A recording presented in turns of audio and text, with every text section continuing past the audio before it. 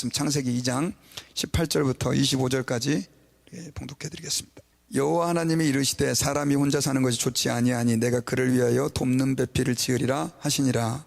여호와 하나님이 흙으로 각종 들짐승과 공중의 각종 새를 지으시고 아담이 무엇이라 부르나 보시려고 그것들을 그에게로 이끌어 가시니 아담이 각 생물들을 부르는 것이 곧 그 이름이 되었더라. 아담이 모든 가축과 공중의 새와 들의 모든 짐승에게 이름을 주니라. 아담이 돕는 배필이 없으므로 여호와 하나님이 아담을 깊이 잠들게 하시니 잠들매 그가 갈빗대 하나를 취하고 살로 대신 채우시고 여호와 하나님이 아담에게서 취하신 그 갈빗대로 여자를 만드시고 그를 아담에게로 이끌어 오시니 아담이 이르되 이는 내 뼈 중에 뼈요 살 중에 살이라. 이것을 남자에게서 취하였은즉 여자라 부르리라 하니라. 이러므로 남자가 부모를 떠나 그 아내와 합하여 둘이 한 몸을 이룰지로다. 아담과 그의 아내 두 사람이 벌거벗었으나 부끄러워하지 아니하니라. 아멘. 결혼 제도를 만드신 하나님이라고 하는 제목으로 우리가 하나님 말씀을 듣도록 하겠습니다. 여러분, 한국은 이제 매년 5월 21일을 부부의 날로 제정해서 지키고 있습니다. 2003년도에 이제 시작이 됐고요. 2007년도부터는 이제 한국의 모든 달력에다가 부부의 날을 표기해서 사실은 한국은 이 부부의 날이 국가의 공식적인 기념일이 이렇게 되었습니다. 그런데 그 부부의 날을 왜 만들게 됐는가? 제가 한국에 있을 때는 그게 없었거든요. 그래서 제가 좀 찾아봤더니 그 취지가 그렇더라고요. 건전한 가족문화 정착과 가족 해체를 막기 위해서다. 그래서 건전한 가족 문화를 정착시키고 가족 해체를 막기 위해서 부부의 날을 제정했다라고 그렇게 취지가 되어 있는데요. 이걸 시작하신 분이 보니까 목사님이시더라고요. 권재도 목사님이라고 하는 분인데 이분이 그 부부의 날을 시작하게 된 계기가 뭐였냐니까 어린이날이 5월 5일이잖아요, 한국은. 그런데 이제 어린이날을 프로그램을 이렇게 보다가 어린이들한테 물어봤답니다. 너희들이 소원이 뭐냐? 그랬더니 어린이들이 뭐 재미있는 장난감 혹은 재미있는 어떤 것, 돈 이런 걸 요구를 할 줄 알았더니 애들이 충격적인 얘기를 한 거예요. 우리 엄마 아빠가 같이 살았으면 좋겠다. 우리 엄마 아빠가 안 싸우고 행복하게 살았으면 좋겠다. 이걸 목사님 보고 있다가 너무 쇼크를 받았어요. 그래가지고 그때부터 이 부부의 그 화목을 위한 운동을 이분이 시작하게 됐습니다. 그러다가 나중에는 이제 정부기관까지 합쳐져서 이렇게 부부의 날이 제정이 되게 되었습니다. 여러분, 사실 이 5월 21일을 부부의 날로 제정하게 된 거는 물론 이제 5월이 가정의 달이기도 하지만 그 재미있는 에피소드가 21일, 그래서 둘이 하나다. 그래서 21일로 부부의 날을 제정했대요. 물론 우리가 이제 미국에 사니까 사실은 이게 부부의 날 같은 게 없고 개념이 좀 별로 없지만 나름대로 굉장히 의미가 있고 또 흥미로운 주장이다라고 생각이 되었습니다. 부부의 날을 통해서 어쨌든 간에 한 번이라도 부부에 대해서 생각해 볼 수 있는 기회가 되고 또 그래서 교회에서도 이런 부부의 주일을 통해서 우리가 부부의 참 의미를 한번 되새겨보고 가정이 다시 한번 하나님이 기뻐하는 가정으로 다시 세워지는 그런 축복의 기회가 될 수 있었으면 좋겠습니다.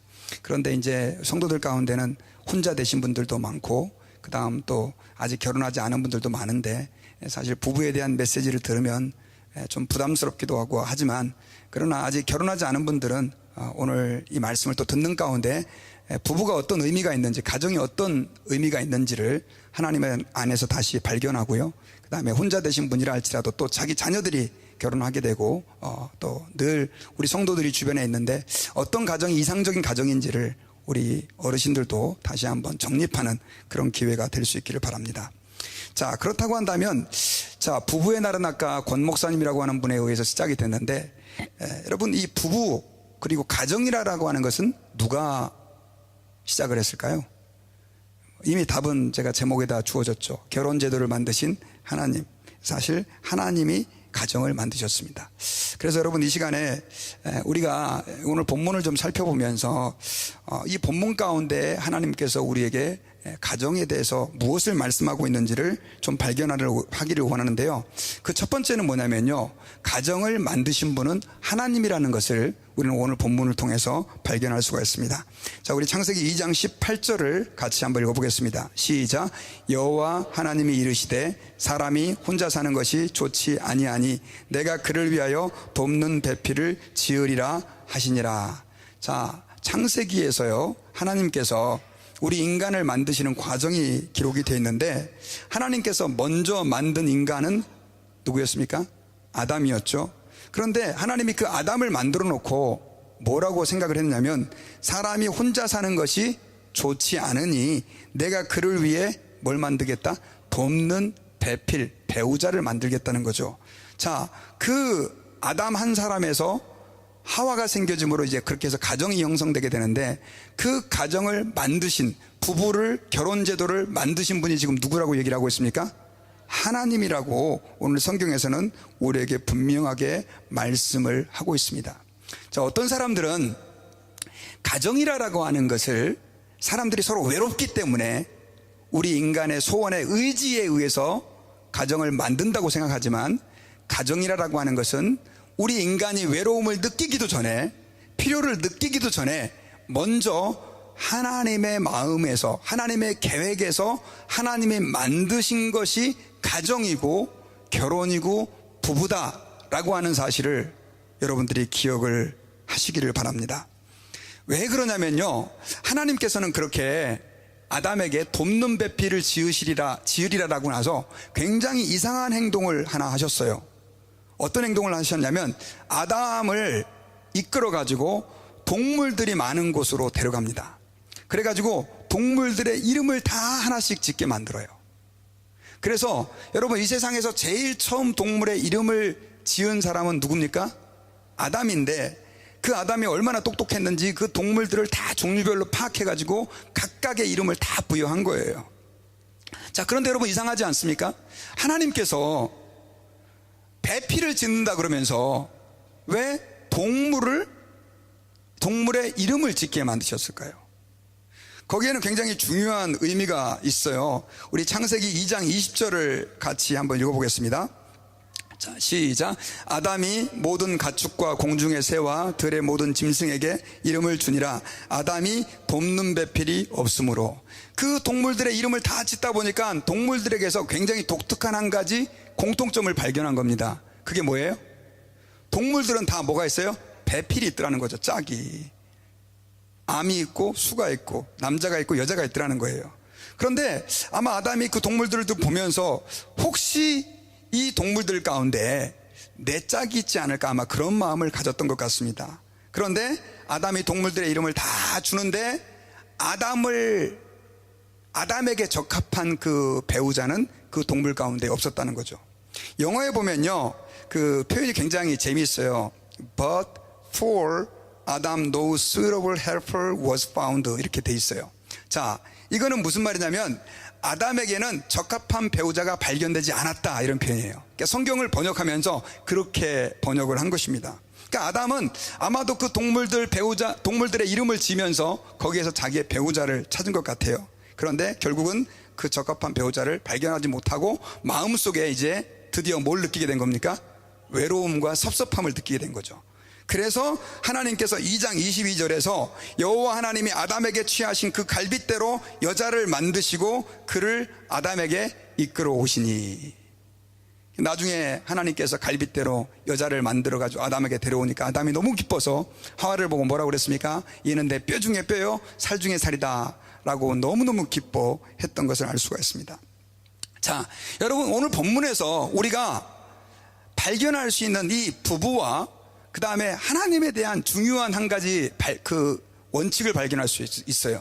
그게 바로 뭐냐면, 아담에게 하와를 만들어 주실 때 그 모든 것을 주도하신 분이 누구라고요?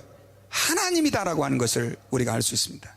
자, 하나님께서 여러분 가정을 만드시고 결혼 제도를 만드셨다는 것을 우리는 이 이야기를 통해서 발견할 수가 있습니다. 예수님도 마가복음 10장 7절부터 9절까지 해서요, 이렇게 하나님의 이 창세기를 인용하면서 말씀하셨어요. 우리 같이 한번 읽어보겠습니다. 시작. 이러므로 사람이 그 부모를 떠나서 그 둘이 한 몸이 될지니라. 이러한즉 이제 둘이 아니요 한 몸이니 그러므로 하나님이 짝 지어주신 것을 사람이 나누지 못할지니라 하시니라. 자, 여기서 짝을 누가 지어주셨다고 말합니까? 하나님이 짝을 지어주셨다라고 말을 해요. 자, 여기서 우리가 여러분 중요한 한 가지 발견해야 될 것이 있어요. 자, 그렇다고 한다면 아담만 그렇게 하나님이 짝을 지어주셨나요? 아니면 우리도 하나님이 그렇게 짝을 지어주셨나요? 네. 지금 여러분들의 배우자는, 여러분들의 남편과 아내는 하나님이 짝 지어주신 것입니다. 하나님의 설계도에서 나온 것이다 라고 하는 거예요. 그런 증거들이 너무너무 많이 있습니다. 여러분, 많은 사람들은요, 내가 좋아서 결혼했고 내가 원해서 가정을 이뤘다라고 생각하지만 사실은 하나님은 우리의 모든 소원과 또 우리의 모든 상황들을 역사하셔서 지금의 우리의 남편과 아내를 만나도록 하시고 가정을 만들어 주셨다라고 하는 사실을 여러분 기억해야 됩니다. 어떤 분들은 목사님, 제가요 지금까지 인생에서 한 결정 중에 제일 잘못한 결정이 있어요. 바로 제 남편을 만난 것입니다. 진짜 남의 편입니다. 아내를 만난 것입니다. 이렇게 탄식하는 그런 성도들이 있습니다. 여러분, 비록 우리가 남편과 아내 때문에 힘들고 고달픈 삶을 살았다 할지라도 여러분, 그 가정을 설계해 주신 분은 하나님이다 라고 하는 사실을 우리가 꼭 기억을 해야 됩니다. 비록 어릴 적에 중매로 결혼을 했든지 아니면 내가 그 사람을 너무 좋아해서 첫눈에 사랑에 빠져서 그렇게 연애해서 결혼을 했든지 그 가정은 하나님의 섭리 속에서 하나님이 짝 지어주신 것이다 라고 하는 것을 이해해야 돼요. 이걸 이해할 때 우리가 가정을 제대로 이해할 수 있는 거예요. 하나님께서 나의 배필을, 나의 배우자를 허락해 주셨다는 사실을 우리가 믿을 때 우리는 그때부터 가정에 대한 전혀 다른 생각들을, 그리고 가정이 얼마나 소중하고 가치 있는 것인지를 우리가 발견할 수 있게 된다라고 하는 것입니다. 그런데 여러분, 요즘은요 이런 개념들이 굉장히 많이 바뀌어 버렸어요. 요즘 그 한국의 젊은이들은요 굉장히 결혼하기 힘든 상황 속에서 살아갑니다. 그러다 보니까 많은 사람들이 결혼에 관심도 없고 결혼을 하려고도 하지 않는 그런 이상한 시대가 지금 되어버렸습니다. 여러분, 저는 고등학교 때요 전도사님들이라든가 혹은 선생님들이 꼭 이렇게 저희들에게 늘 하는 얘기가 있었어요. 그게 뭐냐면 배우자를 위해 기도해라. 배우자를 위해서. 그래가지고 제가 지금도 저희 집에 가면 고등학교 때 쓰던 성경책이 있거든요. 그 앞에 보면은 하나님 이런 배우자를 주옵소서 해가지고 기도 제목을 써가지고 그렇게 기도했던 그런 기억이 있습니다. 그때만 해도 나름대로 가정에 대한 기대감도 있었는데, 그런데 요즘 젊은이들은요 그런 게 별로 없어요. 가정에 대한 기대감 자체가 별로 없어요. 사실 여러분, 옛날에는 가정을 왜 이루어야 됩니까? 라고 물으면 대부분 어르신들은 뭐라고 대답합니까? 대를 이어야 되니까. 대를 이어야 되니까. 야, 우리 가문의 대가 끊기면 어떡하냐. 그래서 가정을 이어야 된다라고 생각하는 분들이 계시지만, 여러분, 그런 유교적인 사고죠. 요즘 젊은이들한테 대를 잇기 위해서 가정을 이루어야 돼, 결혼해야 돼 라고 말한다면 젊은이들이 앞에서는 그렇지 않겠지만 뒤에서는 아마 코웃음을 치게 될 것입니다. 여러분, 왜 가정을 우리가 이루어야 되고 왜 가정이라는 것이 가치 있고 왜 가정이 중요하냐? 그것은 하나님께서 설계하신, 하나님께서 제정하신 시스템이기 때문에 우리는 가정을 귀하게 여기고 결혼을 귀하게 여겨야만 된다는 거예요. 그건 마치 뭐와 같으냐면, 여러분, 예수님께서 이 땅 가운데 오셔서 한 가지 목표를 가지고 있었던 게 있었어요. 그 목표가 뭐였냐면 교회를 만드는 거였어요. 교회를. 지금 이 교회는요 예수님의 설계도에서 나온 거예요. 그래서 예수님께서는 공생의 3년 동안 계속해서 어디에 포커스를 맞췄냐면 그 교회의 지도자들이 될 제자들을 훈련시키는 일에 모든 예수님의 사역을 집중했어요. 자, 왜일까요? 그 이유는 여러분 생각해 보세요. 어떤 사람을 전도해서 그 사람이 믿음의 사람으로 성장해 가는데 교회가 없이 효과적으로 그 일을 할 수 있을까요, 없을까요? 물론 불가능하지는 않습니다. 하지만 교회가 존재함으로 인해서 어떤 사람이 예수님께로 돌아와서 그 다음에 복음을 듣고 신앙이 자라가고 삶이 거룩해지는 과정 가운데 가장 중요한 게 뭐냐면 교회입니다. 그러니까 교회를 안 나가고도 나는 신앙생활 잘할 수 있다라고 생각하는 사람들은 큰 착각에 빠져 있는 거예요. 제가 왜 지금 이 얘기를 하느냐면요, 가정도 마찬가지죠. 하나님께서 가정을 직접 만드신 이유가 뭐냐? 야, 그냥 너네 되는 대로 그냥 좋아하는 여자하고 같이 그냥 살다가 또 마음에 안 들면 딴 여자하고 살다가 그렇게 해서 뭐 자식 낳고 그렇게 살면 되지 뭐. 하나님이 그렇게 하셔도 되잖아요. 그런데 하나님께서는 가정이라는 걸 만들어 놓고 그 가정을 지키기 위해서 엄청난 법도 많이 만들어 주시고요, 그 가정을 지키도록 하나님이 하지 말라는 거, 하라는 것들을 너무 많이 율법에 명령해 주셨어요. 그 이유가 뭐냐면요, 우리 인간은요 다른 세상의 동물들과 다르게 자그마치 20년, 이 세상에 태어나는 것은 뭐 다른 동물처럼 태어나지만 자그마치 몇 년을 교육받아야 성장을 합니까? 20년이 돼야 성인이 돼요. 20년. 동물들은 14년 15년 죽죠. 강아지들 아무리 내가 사랑해도. 인간은 20년이 돼야 그제서야 이제 성숙해지는 거예요. 여러분, 그 말은 무슨 말이냐면 20년 동안은 인간은 돌봄을 받아야 되고 교육을 받아야 된다는 거예요. 최소한. 그래서 하나님은 그 사람들을 돌보고 세워나가고 다듬어가기 하기 위해서 가정이라고 하는 제도, 부부라고 하는 제도를 만들어 주셔서 하나님께서 이 세상을 다스리고 통치하고 이끌어 가시기를 결정하셨다는 거예요. 자, 그래서 여러분요, 우리 예수 믿는 사람들은 세상 사람들이 아유 뭐 결혼 뭐 꼭 해야 됩니까? 라고 말할 때 해야죠. 할 수만 있다면 해야죠. 뭐 정말 하고 싶은데도 안 되는 분들은 어쩔 수가 없죠. 그런데 그렇게 말해서는 안 되는 거죠. 우리가 하나님 앞에서 가정은 이렇게 신성한 것입니다 라고 말할 수 있어야 됩니다. 제가 이렇게 말씀을 준비하다가 그 한국의 작년에 통계청이요, 그 발표한 통계를 보고 굉장히 쇼크를 받았습니다. 어떤 쇼크를 받았냐면 그 미혼 남녀 절반 정도가요 이제 더 이상 결혼은 꼭 해야 되는 것이 아니라고 생각한다, 이렇게 대답을 한 거예요. 10%도 아니고 20%도 아니고 10명 중에 5명이 결혼은 꼭 해야 되는 게 아니다라고 생각을 했고요. 그 다음에 제가 더 놀란 것은 그 미혼 남녀의 70%가 동거는 괜찮다, 동거해도 된다 라고 생각을 했다는 거예요.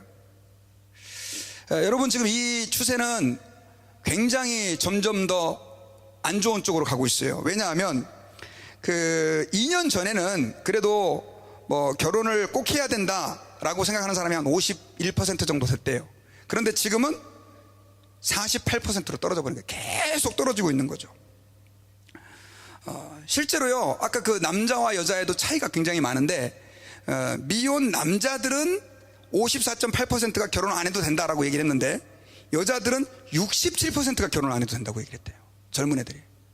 그래서 이거 진짜 맞아? 통계가? 라고 하는 걱정까지 들 정도로 지금은 사람들이 결혼에 대해서 굉장히 부정적이에요. 그런데요, 제가 더 놀라운 것은 부모들을 대상으로 조사를 해본 거예요. 부모들을.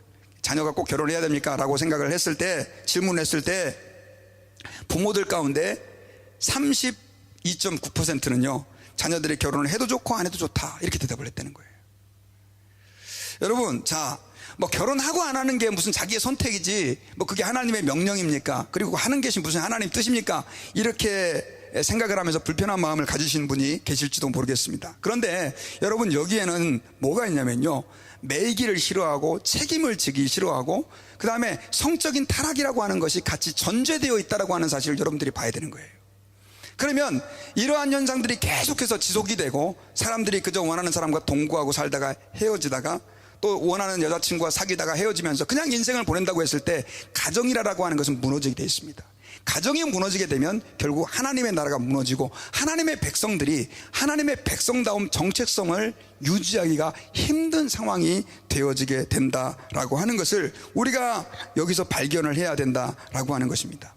그래서 여러분, 하나님께서는요 가정에 많은 생각들을 집중하고 계시고 가정을 통해서 하나님의 일들을 펼치심을 우리가 볼 수 있어야 돼요. 이 말은 곧 가정을 깨트리는 행위 자체도 하나님이 무척 싫어하시는 행위 가운데 하나다라고 하는 것을 우리가 기억해야 됩니다. 여러분, 성경의 10계명의 7계명이 뭐죠? 간음하지 말아라 라고 하는 것이죠. 간음하지 말라고 하나님께서 왜 우리에게 명령을 했냐면, 사실은 성적인 욕망이라고 하는 것은 우리 인간에 있어서 가장 기본적인 욕망이잖아요. 그런데 하나님께서 왜 그걸 간음하지 말라라고 명령하면서 그 간음한 사람을 구약 율법 시대 때는 돌로 쳐 죽였단 말이에요. 그렇게 했던 이유가 뭐냐면, 하나님은 가정을 보호하기 위해서였다는 거죠. 간음이라고 하는 것이 결국 뭐래요? 가정을 깨트리게 되니까 하나님께서 그렇게 말씀하신 것이다 라고 하는 것입니다. 그러므로 우리 성도들은요, 하나님 앞에서 가정이 얼마나 소중한 곳이라고 하는 생각들을 해야 돼요. 물론 연세 드신 분들은 내 자녀의 가정이 그렇게 아름다운 가정, 하나님이 설계한 대로 정말 멋지게 하나님의 뜻을 펼치는 가정이 될 수 있도록 그렇게 기도해야 돼요. 뭐 지금 할아버지 할머니 되셨고 다시 가정을 이룬다는 건 쉽지 않겠지만, 그리고 우리 젊은이들, 아직 결혼하지 않은 젊은이들은요, 뭐 대충 결혼하다 또 마음에 안 들면 헤어지지, 이런 생각을 하면 안 돼요. 이 가정은 누가 설계하신 거예요? 하나님이 설계하신 것이니까 여러분 생각해 보세요. 하나님이 그 가정을 설계하셨다면 혼자 사는 것보다는 가정 안에서 아름답게 가정을 이루는 게 훨씬 더 복되고 즐거운 일 아닙니까? 저도요, 뭐 잘 모르고 결혼했죠. 잘 모르고 결혼해서 지금까지 이제 애들 이렇게 자라고 해보니까, 저는 지금 속으로 이런 생각이 들어요. 결혼하길 진짜 잘했다. 물론 어떤 분들은 또 동의하지 않는 분들이 계실지도 모르겠습니다. 다 저희 집사람을 쳐다보는데 저희 집사람 때문만은 아닙니다.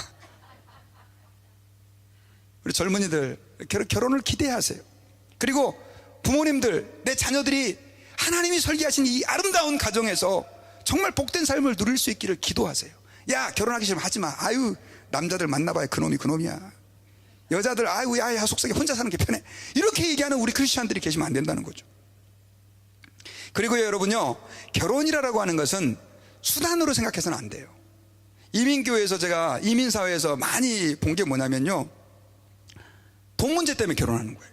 저 사람이 돈이 많으니까 내가 저 사람과 같이 결혼해서 재정적인, 경제적인 풍요로움을 누려야 되겠다, 이렇게 생각하는 그런 사람들이 많아요. 특히 한국의 그 재벌들, 부자들은 그래서 아예 정략 결혼하는 사람들도 많잖아요. 여러분, 100% 그런 가정들은 문제가 생깁니다. 왜냐하면 결혼이라고 하는 것은, 가정이라고 하는 것은 하나님이 그런 방법으로, 그런 도구로 사용되도록 만든 것이 아니기 때문에 그렇습니다. 또 어떤 분들은 신부 문제 때문에 그냥 사랑하지도 않고 좋아하지도 않는데 그걸 그냥 하나의 도구로, 수단으로 결혼을 이용해서 그렇게 하는 분들도 계세요. 그러나 여러분, 그것은 반드시 우리에게 고통을 안겨다 준다는 것입니다. 왜냐하면 그것은 하나님이 원하는 뜻이 아니기 때문에 그래요. 그래서 우리 예수 믿는 사람들은요, 한번 따라해 봅시다. 결혼을 신성하게 여겨야 된다. 신성하게 여겨야 돼요. 그 다음에 여러분, 우리가 본문에서 발견할 수 있는 두 번째로 중요한 사실은요, 한번 따라해 봅시다. 남녀는 평등하다. 우리 창세기 1장 27절을 같이 한번 읽어보겠습니다. 시작. 하나님이 자기 형상 곧 하나님의 형상대로 사람을 창조하시되 남자와 여자를 창조하시고. 자, 창세기 1장 27절에서는요, 창세기 1장에서는 하나님이 인간을 어떻게 만들었는가 대략적인 개념을 설명했고, 2장에서는 하나님이 어떻게 인간을 구체적으로 만들었는지 자세히 설명을 해주고 있는데, 자, 1장 27절에서요, 하나님이 자기 형상대로 사람을 만드셨다고 했습니다. 근데 남자는 하나님의 형상대로 만들고 여자는 하나님의 형상이 아닌 것으로 만들었나요? 아니죠. 자, 남자도 뭘로? 하나님의 형상대로 만드시고 여자도 하나님의 형상대로 만드셨어요. 여러분, 특별히 이제 혼자 되신 분들도 계신데 오늘 또 부부의 날이잖아요. 그래서 우리가 특별히 부부 서로를 좀 바라보시면서, 또 혼자 되신 분들은 옆에 있는 분들에게 당신은 하나님의 형상입니다, 이렇게 한번 서로 진실하게 한번 좀 인사 좀 다 한번 하겠습니다. 당신은 하나님의 형상입니다. 부부끼리 다 하세요. 이렇게 안 하세요. 쑥스러워가지고 앞만 쳐다보면서 당신은 하나님의 형상입니다, 이런 분들이 계십니다.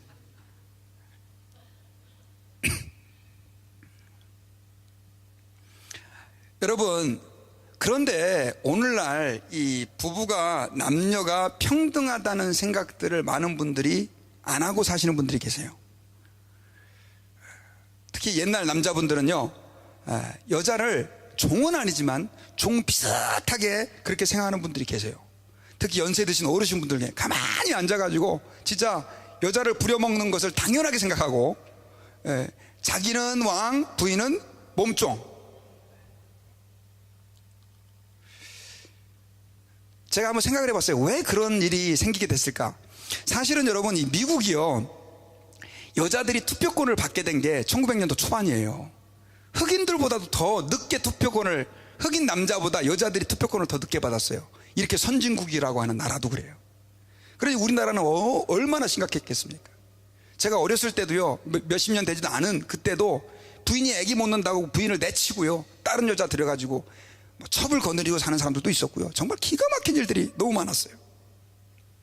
그런데 여러분, 그런 문화가 잘된 문화가 아니라는 거예요. 잘못된 문화예요. 왜 잘못된 문화냐? 옛날에는요, 사람들이 사냥을 해야 됐고 농사를 지어야 됐고 몸으로 일을 해야 되는 그런 시대였었어요. 그러다 보니까 여자는 남자보다 힘이 없잖아요. 그러다 보니까 파워를 가질 수가 없었던 거예요. 그래서 여자들이 쉽게 말하면 예수님 시대만 해도 사람 취급을 당하지 않아가지고 숫자도 안 세렸잖아요. 그건 여러분 성경에 나와 있다 그래서 좋은 게 아니에요. 여러분, 성경에서는 그런 세상이 잘못됐다고 얘기를 하고 있어요. 하나님께서는 남자와 여자를 동등하게 하나님의 형상으로 다 만드셨다는 것입니다. 요즘 와가지고는 또 어떤 분들은 여자들이 더 남자보다 우월하다 이렇게 주장하는 사람들도 계세요. 실제로 그런 분들의 얘기를 들어보니까요, 요즘 여러분 그 초등학교에 가면 교사들의 80%가 다 여자인 거 아세요? 유치원 선생님 중에 남자 있습니까? 없죠. 여자의 영향력이 굉장히 지금 강해지고 있어요. 그런데 여러분, 그럼에도 불구하고요, 성경에서는 남자와 여자가 평등함을 말씀해 주고 있어요. 고린도전서 11장 11절과 12절을 같이 읽어보면요, 자, 우리 같이 한번 읽어보겠습니다. 시작. 그러나 주 안에서 남자 없이 여자만 있지 않고 여자 없이 남자만 있지 아니하니라. 이는 여자가 남자에서 난 것 같이 남자도 여자로 말미암아 났음이라. 그리고 모든 것은 하나님에게서 났느니라. 자, 여기 보니까 여자가 누구에게서 나왔어요? 남자에게서 난 것 같이 남자도 누구로 말미암아 나왔어요? 여자로 말미암아 났다는 거예요. 이거는 남자 여자가 동등하다라고 하는 것이죠. 그런데도 불구하고요, 어떤 성경학자들은 성경을 인용해 가지고 남자들이 훨씬 더 우위에 있는 우월한 존재다라고 주장하는 사람들이 있어요. 이유가 뭡니까 봤더니, 여자는 남자의 갈비뼈로 만들었기 때문에, 그렇기 때문에 남자의 부속품이다 이거예요. 부속품. 어떠세요? 그래서 제가 그분에게 그랬죠. 남자는 뭘로 만들었습니까? 흙이죠. 여자는 뭘로요? 갈비뼈. 뭐가, 어떤 재료가 더 좋아요? 뼈가 더 낫잖아요, 흙보다는. 그래서요, 그거 당신 말 틀립니다. 또 어떤 분은, 그러면요 목사님, 제가 할 말 있어요. 여자가 더 늦게 만들어졌잖아요, 남자보다. 그러니까 남자가 훨씬 여자보다 우월해요, 이렇게 얘기하는 분들이 계셔요. 맞나요? 또 듣고 보니까 그런 것 같죠? 속지 말라고 제가 얘기하시는 거예요. 여러분, 동물이 사람보다 더 먼저 만들어진 거 아세요? 식물이, 물고기가 더 먼저 만들어졌으니까 물고기가 더 우월합니까 그러면? 그렇게 따지면 여자가 더 우월하죠, 더 늦게 만들어졌으니까. 그래도 말이 안 되는 얘기예요. 목사님, 그러면요 그거 다 걷어치고 여자들은 힘이 없어요. 남자들 힘이 세잖아요. 그러니까 여자들은 남자한테 지배를 받아야 되고 열등한 존재예요. 근데 여러분, 우리 몸에 제일 중요한 부분이 어디입니까? 뇌죠, 뇌. 뇌가 제일 중요하죠. 그런데 심장도 중요하고, 그거는 너무나 연약한 세포들로 이루어진 거 아세요? 그런 것들이 기준이 될 수가 없는 것이죠. 오히려 성경을 보면요, 하나님께서는 여자를 돕는 배필로 만드셨어요. 돕는 배필이라고 하는 말은 영어로 헬퍼예요. 도와주는 존재인데, 자, 제가 몇 번 이런 얘기를 했는데, 도움을 받는 존재가 더 탁월해요? 도와주는 존재가 더 탁월해요? 예? 그렇죠. 그럼 여자들이 더 우월하시네요. 예. 돕는 배필이라 그래가지고 여자를 깔보고, 니는 나의 돕는 배필인데 이렇게 얘기하면 안 돼요. 그리고 하나님의 별명이 뭐예요? 나는 너를 돕는 자다. I am your helper. 이렇게 얘기하고 있어요.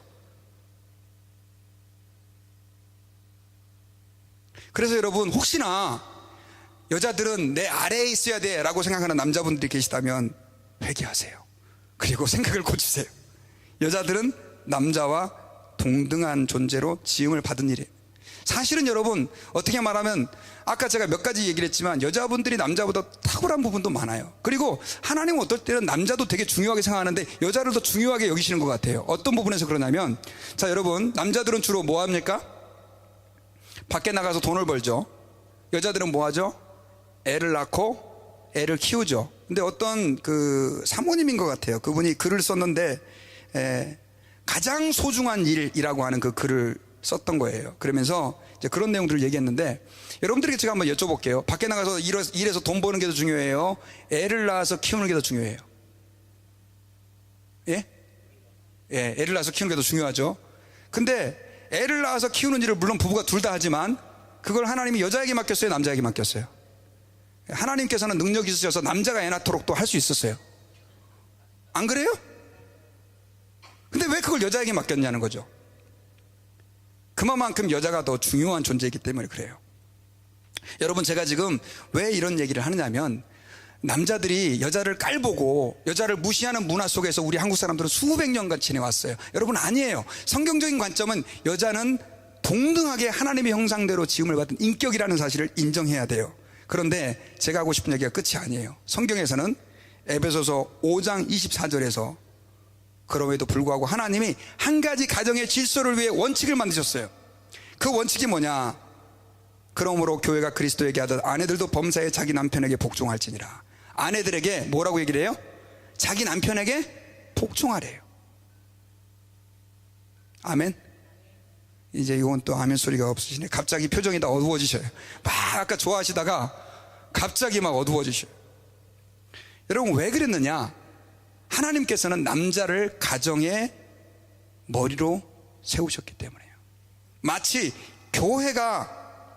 교회의 머리가 누굽니까, 여러분? 예수 그리스도인 것처럼 하나님께서는 남자를 가정의 머리로 세우셨어요. 왜입니까? 더 똑똑하고 더 잘나서가 아니에요. 그것은 하나님께서 가정을 다스리기 위해서 하나님께서 제정하신 하나님의 룰이고 규칙인 것이죠. 왜냐하면 누군가는 지도자가 돼야 되니까. 여러분, 제가 삼위일체를 가르칠 때마다 꼭 교인들이 질문하는 내용이 있어요. 여러분, 성부 아버지 하나님과 예수님은 누가 더 중요한 분이고 누가 더 높아요? 네? 어떤 분은 아버지가 더 높다고 얘기하는 분들이 계세요. 빌립보서에 보세요. 그는 근본 하나님의 본체시나 그와 동등됨을 취할 것으로 여기지 아니하시고 그랬단 말이에요.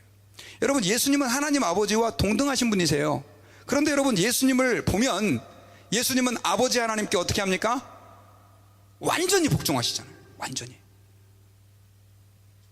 왜냐? 하시는 일이 다른 거죠. 그래서 저는 여러분들 아내들에게 권면합니다. 성경에서는 아내들에게 니들이 모자라서가 아니라 부족해서가 아니라 하나님의 뜻을 이루기 위해서 남편들에게 어떻게 해라? 복종할 것을 얘기하고 있는 거죠. 여자분들은 가능해요. 왜냐하면 똑똑하니까. 복종하면서도 얼마든지 남편을 움직여 갈 수 있거든요. 남자들은 그게 됩니까? 안 됩니까? 안 돼요. 그래서 아내들에게 그 일을 맡긴 것입니다. 그래서 여러분, 아내들은 남편을 세워줘야 되고 성경 말씀대로 남편은 아내를 사랑하고 귀하게 여겨야 될 줄 믿습니다. 그리고 오늘 본문을 통해서 발견되는 중요한 그 부부의 그 가정에 대해서 세 번째 원리는 뭐냐면, 한번 따라 봅시다. 부부는 하나가 되어야 한다. 예, 하나가 되어야 된다. 하나가 되어야 된다. 창세기 2장 24절을 같이 한번 읽어볼게요. 자, 시작. 이러므로 남자가 부모를 떠나 그의 아내와 합하여 둘이 한 몸을 이룰지니라. 자, 하나님께서 지금 아담을 잠들게 하시고 갈빗대를 취해서 하와를 만드시는데, 그때 하나님께서 이제 하와를 만들고 나서 그 다음에 그 하와를 아담에게 이끌어와요. 그리고 나서 하나님이 주례사를 하는데 그 주례사의 내용이 바로 창세기 2장 24절이에요. 누가 주례사라고요? 하나님이. 자, 근데 하나님이 뭐라고 얘기를 해요?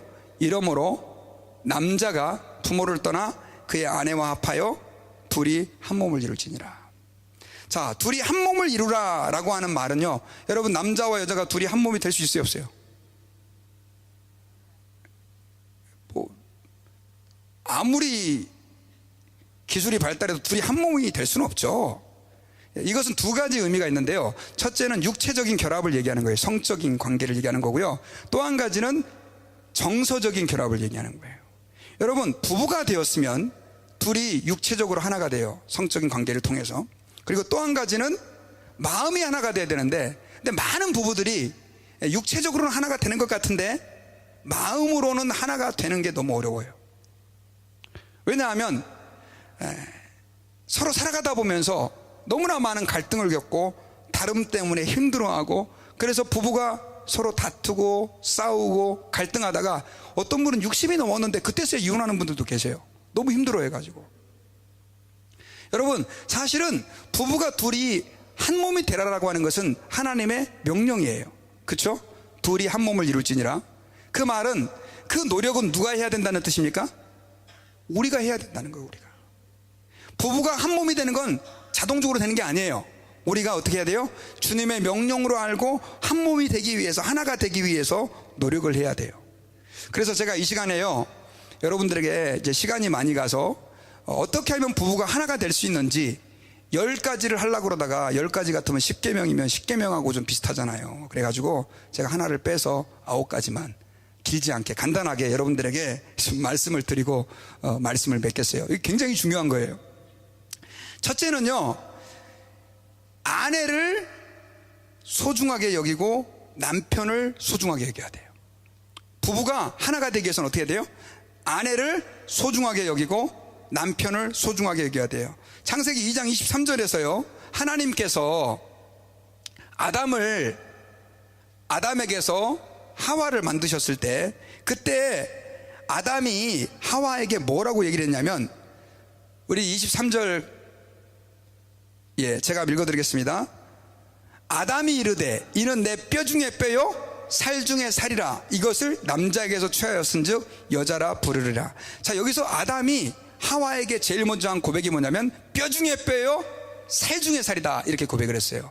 자, 뼈 중에 뼈요 살 중에 살이다, 이게 좀 이해가 안 가는 말이지만 이 말은 뼈 중에서도 가장 소중한 뼈라는 말이고요, 살 중에서도 가장 소중한 살이라라고 하는 의미예요. 자, 이 뼈 중에 뼈요 살 중에 살이라라고 하는 이 말 속에는요, 아담이 하와를 얼마만큼 소중하게 여기고 있는지가 다 잘 드러나 있어요. 그런데 나중에 범죄하고 나서는 아담이 그 마음이 싹 가셨죠. 왜 선악과 따먹었냐 그랬더니 뭐라 그럽니까? 저 여자 때문에, 하나님이 만들어준 저 여자 때문에. 뼈 중에 뼈요 살 중에 살이다, 이게 다 없어져 버렸어요. 아마 제가 볼 때는 부부싸움 많이 했을 것 같아요, 아담과 하와도. 여러분, 오늘날 많은 가정들이 트러블을 겪고 어려움을 겪는 이유가 뭐냐면 아내를 소중하게 여기지 않는 거예요. 남편들이. 또 아내들은 남편을 소중하게 생각하지 않아요. 어쩌다가 마주친 그대처럼 그렇게 생각하는 거예요. 할 수 없이 엮여가지고 내 인생 꼬였다고 생각하는. 여러분, 아니에요. 한번 따라해 봅시다. 남편과 아내를 소중히 여깁시다. 우리 한번 옆에 있는 부부 있는 분들은 내가 당신을 이제부터 소중히 여길게 한번 다 얘기하세요. 예. 쳐다보지도 않아요.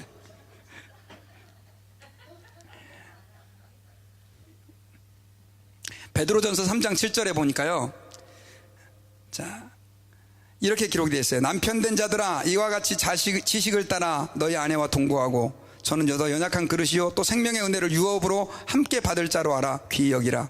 이는 너희 기도가 막히지 아니하게 하려 함이니라. 여기 보니까 아내는 연약한 그릇이라고 그랬어요. 그래서 남자들이 그 아내를 어떻게 생각해요? 귀하게 여겨야 돼요. 여러분, 오늘 아침에도 저희 집사람이 커피포트를 탁 떨어뜨려서 깨뜨렸어요. 귀하게 여기지 않아서 그런 거예요. 저는 커피포트를 정말 이렇게 조심해서 다루거든요. 근데 이게 부엌일 하다 보면, 근데 여러분, 아내를 정말 귀한 그릇으로 여긴다면 조심조심 이렇게 말을 할 때도 조심해서 얘기하고, 네 같은 게 뭘 알아, 이렇게 얘기하는 남편들이 얼마나 많은지 몰라요. 회개하라 천국에 가까웠느니라. 그러지 마세요, 남편들. 또 아내들도 아유 당신 같은 인간만 내가 안 만났으면, 이런 말 하지 마세요. 귀하게 여기셔야 돼요. 아멘. 웃으시는 분들이 많이 찔리시나 봐요. 두 번째로는 부부끼리는 부모에게 종속되면 안 돼요. 우리 24절을 다시 한번 보겠습니다. 자, 이러므로 남자가 부모를 떠나 그의 아내와 합하여 둘이 한 몸을 이룰지니라. 자, 여기 보니까 남자가 부모를 떠나 그의 아내와 합하여 둘이 한 몸을 이룰지니라 라고 말씀을 하고 있어요. 여기서 남자가 누구를 떠나라고 얘기하고 되어 있습니까? 부모를 떠나요. 여러분, 결혼이라고 하는 것은, 부부라고 하는 것은 부모를 떠나는 거예요. 이 말은 부모하고 함께 안 산다는 개념이 아니에요. 이것은 물질적으로, 정서적으로 부모에게 독립을 하는 거예요. 오늘날 많은 가정들이 왜 힘들어하냐면요, 자, 부모를 모시고 있는, 특히 호르몬이나 홀아버지를 모시고 있는 그 딸이라든가, 그러니까 아내라든가 남편들이 자기의 남편, 자기 아내를 우선순위로 생각하지 않아요. 여러분, 아니에요. 사실은 우리 인간에게 있어서, 결혼을 한 부부들에게 있어서 자기 가정, 부모님, 자녀들까지 다 통틀어서 제일 중요한 사람은 누구냐면 자기 아내요, 자기 남편이에요. 이게 1순위예요. 2순위는 누구예요? 아니에요. 자녀들이에요. 3순위는 부모예요. 부모님도 굉장히 섭섭하시죠? 그런데 이 순서가 깨질 때 문제가 생겨요. 왜 문제가 생기냐면, 가정이라고 하는 것은 장성해서 결혼을 해서 가정을 이루었으면 그 사람들은 독립된 개체인 거예요. 그걸 부모가 인정해 줘야 되는데, 결혼했는데도 불구하고 며느리에게 하나하나 이렇게 다 개입해가지고 잔소리를 한다던가 통제를 한다던가, 그런 분들이 너무 많이 계세요. 아들에게. 여러분, 특히 어르신들은요, 이제 결혼한 자녀들은요, 떠나보내세요. 떠나보내세요. 왜냐하면 가정을 이뤘으니까 하나가 돼야 되는 거죠. 그리고 자녀들도 어떻게 해야 돼요? 부모님을 부려하라는 얘기가 아니에요. 공경해야죠. 하지만 내 아내, 내 남편, 내 자녀들이 사실은 1순위다라고 하는 사실을 먼저 기억해야 돼요. 아유, 목사님, 그런 무리한 얘기가 어디 있습니까? 라고 말할지 모르겠지만, 이건 부모를 무시하라는 개념이 아니에요. 먼저 순서가 어디냐라고 하는 것을 얘기해 주는 것입니다. 부모를 떠나라고 하는 이 말씀에는 그러한 의미가 있다는 거죠. 그리고 세 번째로는요, 부부끼리는 비밀이 없어야 돼요. 25절에 보니까 벌거벗었으나 부끄러워하지 아니하니라 이렇게 됐어요. 아담과 하와가 처음에는 옷을 입고 다녔어요? 안 입고 다녔어요? 안 입고 다녔어요. 그래서 어떤 분은 벌거벗고 다니는 거를 뭐 무슨 천국의 뭐 중요한 낙원의 하나의 증표라고 생각하는 분들도 계신데, 그거 아니에요, 여러분요. 여기서 벌거벗었으나 부끄러워하지 아니했다라고 하는 의미는 뭐냐면, 부부끼리 비밀이 없었다는 얘기예요. 여러분, 오늘날 부부가 결혼을 했는데도 불구하고 자기만의 비밀들을 남편은 남편 나름대로, 아내는 아내 나름대로 간직하고 있다가 나중에 남편이 문제 일으키는 것 같으니까 GPS로 위치 추적하고 또 부인 위치 추적하고 이렇게 해가지고 이런 일들이 얼마나 많이 일어나는지 몰라요. 저는 여러분들, 특별히 결혼한 부부들은 하나님 아버지 앞에서, 물론 과거에 누구하고 연애했고 이런 얘기를 다 일부러 할 필요는 없어요. 그러나 최소한 결혼을 했으면 지금부터라도 아내에게, 남편에게 숨기는 게 없어야 돼요. 저는 숨기는 게 없어요.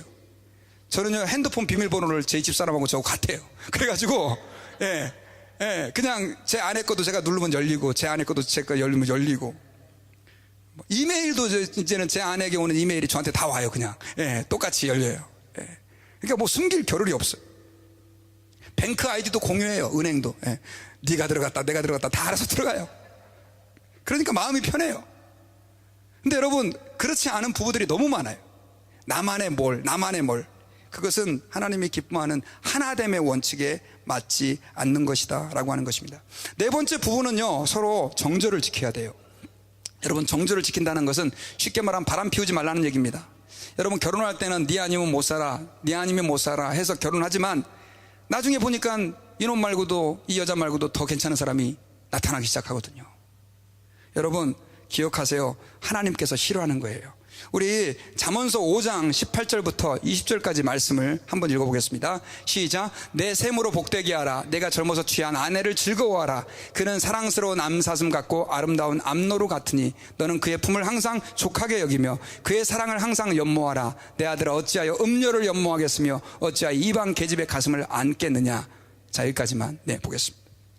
자, 여기서 여러분, 중요한 것은 뭐냐면, 하나님께서는요, 비록 시간이 오래됐고 나이가 들었다 할지라도 자기 아내로, 또 이 말은 아내 입장에서는 자기 남편으로 만족하라는 얘기예요. 오늘날 여러분, 이 문제가 얼마나 우리 한국 사회를 뒤덮고 있습니까? 수많은 가정이 깨지고 부서지고 아이들이 상처받고, 그 이유 중에 하나가 뭐냐면, 이 가정을 귀하게 여기지 않는 거예요. 정절을 귀하게 여기지 않는 거예요. 그 다음에 다섯 번째로는요, 내가 틀릴 수 있다는 것을 부부가 서로 인정해야 돼요. 자, 이거는 제가 말씀을 준비하다가 정말 많이 느낀 건데요, 부부가 서로 갈등이 생기고 트러블이 생기고 하나가 되기가 어려운 이유가 뭐냐면, 한번 생각해 보세요. 20몇 년을 다 다르게 살아온 사람이 어떻게 하나가 됩니까? 그런데 하나가 되기 위해서는 나도 틀릴 수 있다는 것을 서로 인정하면서 공통점을 찾아가야 되는 거죠. 여러분, 500년 전에는요, 지도 제작자들이 캘리포니아가 섬이라고 생각을 했대요. 그리고 의사들은 팔에 상처를 내서 피를 흘리면 병이 낫는다라고 믿은 적도 있었고요. 과학자들은 불이 플리지스톤이라고 하는 물질에 의해서 생긴다고 생각을 했고, 어떤 사람은 오줌을 얼굴에 바르면 노화 방지된다고. 저는 어렸을 때 그 얘기 들은 것 같아요. 들어보셨어요? 네. 그리고 옛날에는 태양이 지구를 돈다고 믿었잖아요. 그게 다 진리로 믿었다고요, 그거를. 맞아요, 틀려요? 맞아요? 틀려. 여러분, 이 말은 무슨 말이냐면, 내가 생각하는 것이 옳지 않을 수 있어요. 틀릴 수 있어요. 그 말은 무슨 말이냐면, 아내와 남편과의 관계에서, 가정에서, 심지어 자녀들에게서, 교회에서도 마찬가지죠. 내가 틀릴 수 있다라고 하는 것을 늘 염두에 두고 나 자신을 돌아볼 줄 알아야 돼요. 나이가 들수록 생각이 더 굳어져요. 틀린 건데도 불구하고 이걸 맞다라고 믿는 사람들이 굉장히 많이 있어요. 여러분, 아니에요. 여러분, 특별히 부부가 처음 만났을 때, 연애할 때는요, 사랑이 싹이 틀 때는 말이 없는 상대의 과묵함이 너무 매력적으로 느껴지고, 또 막 이렇게 막 거침없이 얘기하면 너무너무 감탄스럽고 용기 있어 보이고, 그러다가 나중에 시간이 지나면 이게 이제 반대로 느껴지기 시작하죠. 너무 말이 없어가지고 답답해서 못 살겠다고 얘기를 하고, 또 거침없이 하는 거에 대해서 왜 이렇게 푼수 같으냐고 얘기를 하고. 그렇죠? 근데 여러분, 누가 변한 거예요? 내가 변한 거죠. 여러분, 우리 인간은요, 괜찮은 존재인 것 같지만 너무나 쉽게 변하는 존재, 또 너무나 자주 틀리는 존재다라고 하는 사실을 여러분 기억해야 됩니다. 그리고 6번째로는 단정 짓지 말아야 돼요. 아유, 저 남편의 행동은 분명히 나를 무시하는 행동이고 나를 사랑하지 않는 행동이야. 단정하면 안 되는 거죠. 암몬 왕이 죽어서 다윗 왕이 사신을 보냈는데, 그 사신이 다윗은 생각해가지고 그 암몬 왕이 죽은 걸 위로하기 보냈는데, 그 사신을 그 한온이라고 하는 아들은 뭐라고 오해했냐면 스파이라고 오해를 한 거예요. 그래서 다윗 왕의 사신을 어떻게 합니까? 수염을 절반을 밀어버리고 엉덩이를 갖다 구멍을 뻥꾸 내가지고 진짜 개방신을 준 거예요. 근데 그 일로 인해서 어떤 일이 일어났냐? 다윗이 그 당시만 해도 너무 부끄러운 일 아니에요. 그러니까 여리고라고 하는 지역에 있다가 나중에 수염 잘하면 와라, 그렇게 배를 해줬는데, 그 사이에 이 한온이 큰 실수를 저지른 걸 알고, 야, 이거 다윗이 분명히 열받았을 거다 해가지고 군사를 이끌고 전쟁하러 쳐들어 들어온다고요. 그래서 잘못된 단정이 어떻게 돼버렸어요?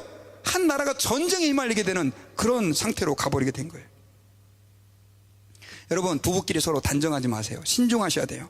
7번째는 받은 사랑과 작은 호의에 감사해야 돼요. 여러분, 사람들은 어떤 특징이 있냐면요, 내가 준 거는 3배로 기억을 해요. 곱하기 3. 꽃을 한번 사줬어요, 마더스데이에, 발렌타인데이. 그러면 그거는 곱하기 3으로 기억을 해. 근데 받은 사람들은 또 나누기 3으로 이해를 해. 그건 뭐 당연한 거지, 뭐 세상에 그거 안 주는 사람이 어딨어, 이렇게 생각하는 거죠. 이런 관계가 부부 사이를 서로 망친대요. 여러분, 아내들이든지 남편이든지 서로 상대방이 내게 베풀어 주신 그 호의에 대해서 작은 거라도 어떻게 하자? 크게 감사하자. 그 다음에 8번째로는요, 감정이 아닌 의지로 사랑해야 돼요. 여러분, 사랑의 감정은요, 코넬 대학교의 연구팀에 의하면 900일밖에 안 돼요. 900일이면 2년 반 정도밖에 안 가는 거예요. 사랑이라고 하는 감정은 모든 사람이 다 식어지게 돼 있어요. 그러면 주님이 사랑하라 라고 하는 것은 뭘 의미하느냐? 그것은 의지적인 걸 말하는 거예요. 그래서 많은 사람들이 감정에 속아요. 감정은 실체가 아니에요, 여러분요. 감정은 뜨거울 때가 있고 식어질 때가 있지만, 우리의 삶과 의지라고 하는 것은 그것에 매여서 가는 것이 아니라 뜻을 향해서, 옳다는 것을 향해서 우리가 가야 된다라고 하는 것입니다. 그리고 마지막으로는 배우자에게 받으려 하지 말고 하나님께 받아야 돼요. 이 말은 무슨 말이냐면, 아내들은 남편에게 사랑받는 게 인생 일대의 낙인, 그 소원인 분들이 계세요. 근데 여러분, 남편들은요, 또 아내에게 사랑받고 싶어하고 존경받고 싶어해요. 되겠어요, 안 되겠어요? 그래, 둘이 싸우는 거예요. 한번 따라해 봅시다. 포기하라. 그리고 누구에게 받으라? 하나님께 받으라. 하나님께 사랑을 받으세요. 그러면 남편과 아내는, 한번 따라해 봅시다, 사랑을 받는 존재가 아니라 주는 존재다. 하나님께 받아갖고 이 여자가 나한테 뭘 안 해주나 이거 생각하지 말고 무조건 주기만을 생각해 보세요. 반대로, 남편한테 딴 남자들은 엄청나게 많이 사랑도 해주더만 도대체 이 남자는 뭐야? 이렇게 생각하지 마시고 내가 어떻게 하면 남편을 존경해주고 사랑해줄까? 그 고민을 하는 거죠. 이렇게 할 때 하나님이 우리를 기뻐 받으시고 즐거워하시는 줄 믿습니다. 저는 이제 말씀의 결론을 맺겠습니다. 여러분, 가정은요 하나님께서 세우셨음을 여러분 잊지 마세요. 가정을 만드신 분은 누구라고요? 하나님이십니다. 그리고 남자와 여자는 그 가정 안에서 하나님은 동등한 존재라고 하는 것을 말씀하셨지만, 그러나 아름다운 가정을 위해서 여성들은 남편에게 복종할 것을 주님께서는 말씀하셨어요. 그리고 주님께서는 둘이 한 몸을 이룰지니라라고 말씀하시면서 아름다운 가정을 이루기 위해서는 부부가 서로 하나가 되어야 되는데, 하나가 되기 위해서 제가 9가지를 여러분들에게 말씀드렸어요. 아유, 목사님 그걸 어떻게 기억합니까? 주보에 다 써놨어요. 그래가지고 오늘부터 가셔가지고 읽어보시고 하나님 앞에서 정말 주님이 만드신 아름다운 가정이라면 정말 내가 가정 안에서 하나님의 뜻을 아름답게 이뤄보겠습니다. 그런 기대를 가지고 아름다운 가정을 이룰 수 있는 저와 여러분들 모두가 되기를 주님의 이름으로 축원합니다. 기도합니다.